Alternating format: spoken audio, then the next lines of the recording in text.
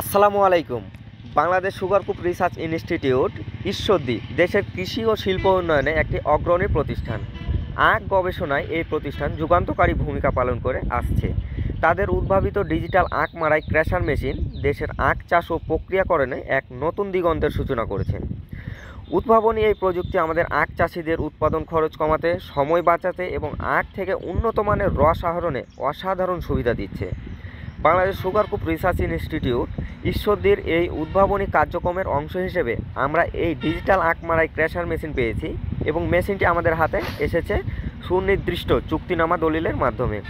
BSRI তাদের প্রতিশ্রুতি অনুযায়ী অত্যন্ত আন্তরিকতার সাথে আমাদের কাছে মেশিনটি হস্তান্তর করেছেন। চলুন এক নজরে দেখে নেই চুক্তিনামা দলিলটি। এই দেখতে পাচ্ছেন, এই দলিলটি প্রমাণ করে যে সরকারি প্রযুক্তির সঠিক ব্যবহার ও চাষি ও উদ্যোক্তার হাতে তা পৌঁছে দেওয়ার জন্য বিএসআরআই কতটা দায়বদ্ধ। এটি তাদের স্বচ্ছতা এবং দায়িত্বশীলতার একটি অন্যান্য উদাহরণ। আমরা মেশিনটি পেয়েছি 16ই অক্টোবর 2022 এবং এখন অবধি আমরা মেশিনটি ব্যবহার করে আসছি। চলুন এবার দেখি মেশিনটি কিভাবে কাজ করে। এই মেশিনটি সম্পূর্ণ আধুনিক প্রযুক্তি দ্বারা পরিচালিত, যা সহজেই নিয়ন্ত্রণযোগ্য। এটি আখ থেকে সর্বাধিক রস আহরণে সক্ষম এবং এই মেশিনটি খুবই শক্তি সাশ্রয়ী ও পরিবেশ বান্ধব।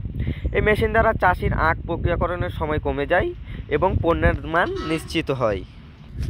আমরা ব্যবহারকারীর অভিজ্ঞতা সম্পর্কে যদি জানতে চাই, তাহলে আমরা বলবো আমরা অত্যন্ত গর্বিত এবং আনন্দিত যে বিএসআরআই এর উদ্ভাবিত এই মেশিনটি এখন আমাদের হাতে। এটি ব্যবহারের মাধ্যমে আমরা আখজাত পণ্যের উৎপাদনে নতুন মাত্রা যোগ করতে পারবো। চাষি বা উদ্যোক্তা হিসেবে এই মেশিনটি আমাদের স্বপ্ন পূরণে সহায়ক হবে। তবে আমরা বলতে পারি যে মেশিনটিতে আরও হয়তো কিছু আপডেট নিয়ে আসলে আমরা আরও খুব বেটার পারফরমেন্স পেতাম। যেমন বুশের বদলে এখানে বিয়ারিং ইউজ করেছি আমরা এবং এটাকে একটু আপডেট করার চেষ্টা করেছি। আগে ছিল বুস্ট এবং আমরা সেটা বুস্টটাকে চেঞ্জ করে আমরা বিয়ারিং ইউজ করেছি, যার ফলে আমরা খুব একটা ভালো পারফরমেন্স পাচ্ছি, একদম বেটার পারফরমেন্স পাচ্ছি এবং আমাদের খুব ভালো একটা ফিডব্যাক দিচ্ছে মেশিনটি। এবং আরও একটি আপডেট নিয়ে আসা যেত, এখানে রস যে ক্র্যাশারটা করা হচ্ছে আখটা, এই মাড়াই করার সময় ছোবরাটা, আখের যে ছোবরা, এই ছোবরাটা অনেক লম্বা লম্বা হচ্ছে। এই ছোবরাটা যত ছোট হবে বা ঘনত্বটা তত বেশি হবে রসের। ছোবরাটার সাথে সম্ভবত কিছু রস আমরা চলে যাচ্ছে আমাদের। এটা আর কি আরেকটু চেঞ্জ করে নিয়ে আসলে, আপডেট করে নিয়ে আসলে আমরা হয়তো আরও ভালো পারফরমেন্স পাবো বা রসের পরিমাণটা আরও বেটার পাবো। তো চলুন দেখি আমরা 10 কেজি আখ থেকে কত কেজি রস সংগ্রহ করতে পারছি এই ক্র্যাশার মেশিন দ্বারা।